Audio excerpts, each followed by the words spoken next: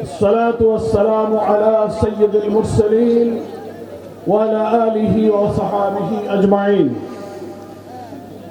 বাংলাদেশ জামাত ইসলামের খুলনার উদ্যোগে আজকের এই নির্বাচনী জনসভার সম্মানিত প্রধান অতিথি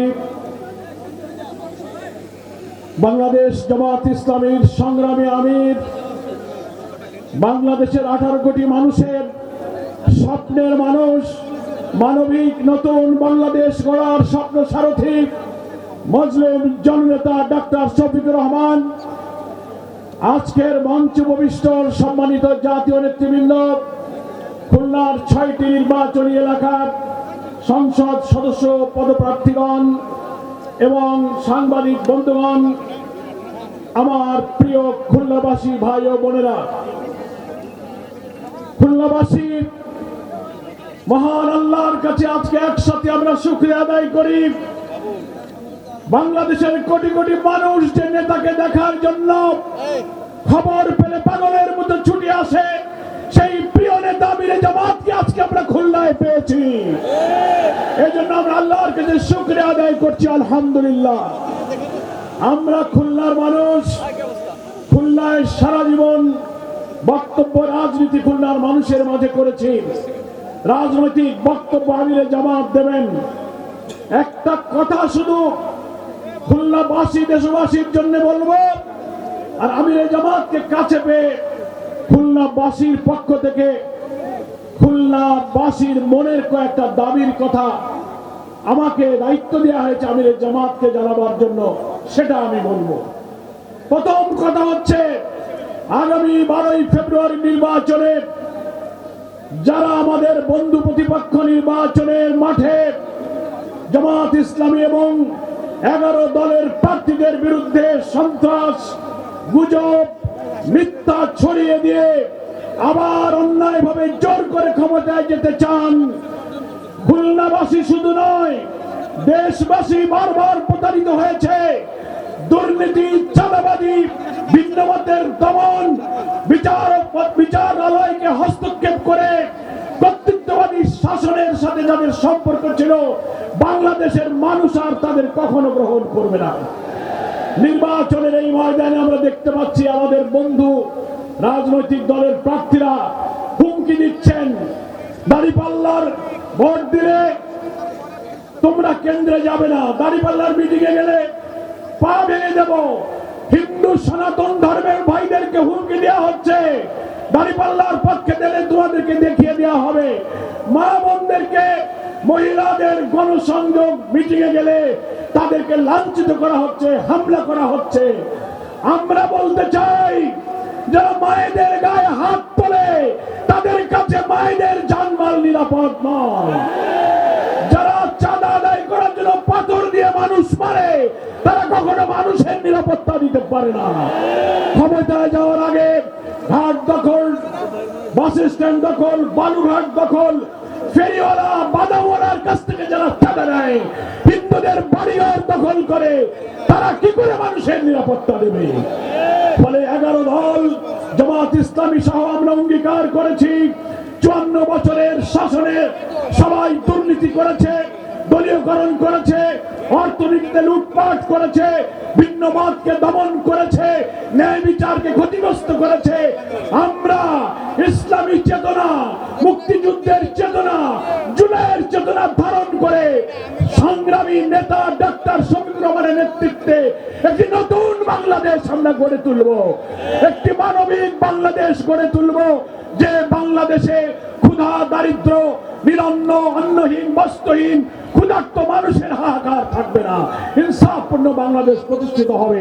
সেই লক্ষ্যে 11 দলের যার যেখানে প্রতীক, খুলনাতে আমাদের 6টি আসনের 5টি আসনের প্রতীক দাঁড়িপাল্লা, আর 1টি আসন রূপসা, দিগলিয়ায়, হাতগড়ি। আমরা এই সব প্রতীকে ভোট দিয়ে 11 দলের প্রার্থীকে আমরা বিজয়ী করব। সবাইকে রাজি আছেন?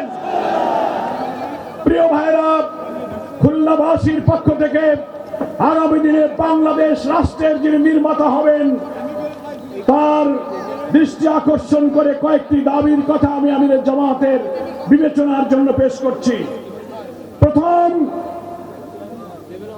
প্রথম বিল ডাকাতিয়া, বিল বাদুড়িয়া, ঘোষলা, সালাতিয়া, কয়েকটি বিলের জলাবদ্ধতা ভবদা থেকে দক্ষিণাঞ্চল পর্যন্ত ৩৫ বছর ধরে শাক সবজি, মাছ চাষ, ফসল, ধানের ক্ষতি হয়ে আমাদের জীবন জীবিকার ঠিকানা ধ্বংস হয়ে যাচ্ছে। ইনশাআল্লাহ নতুন বাংলাদেশ নির্মিত হলে ৬০-এর দশকের ওয়াপদা, বাঁধ এবং দক্ষিণ অঞ্চলের উপকূলীয় কয়লা, পাইকগাছা, বটিয়াগাছা, দাগম অঞ্চলের উপকূলীয় অঞ্চলের টেকসই বাঁধ নির্মাণ করে এই অঞ্চলের কৃষি, মৎস্যকে বাঁচিয়ে রাখতে হবে। আমরা খুলনার বিশেষায়িত হাসপাতাল একটা আছে, সেখানে আধুনিক যন্ত্রপাতি নাই, চিকিৎসার সংকট।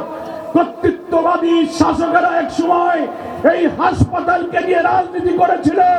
এখন মুক্ত বাংলাদেশে বিশেষায়িত হাসপাতালের আধুনিকায়ন করে সার্বিক উন্নয়ন করতে হবে। বন্ধ মিল কারখানা, খালিশপুর, খুলনা, নিউজপ্রিন্ট, হার্ডবোর্ড, পাটকল, চিনিকল, ম্যাচ ফ্যাক্টরি, টেক্সটাইল মিল সব বন্ধ হয়ে গেছে। লক্ষ লক্ষ শ্রমিক বেকার। নতুন বাংলাদেশ যদি আমরা আমিরের জামাতের নেতৃত্বে গড়তে পারি, বন্ধ মিল কারখানা চালু করে শ্রমজীবী দুঃখী মানুষের মুখে হাসি ফোটাতে হবে।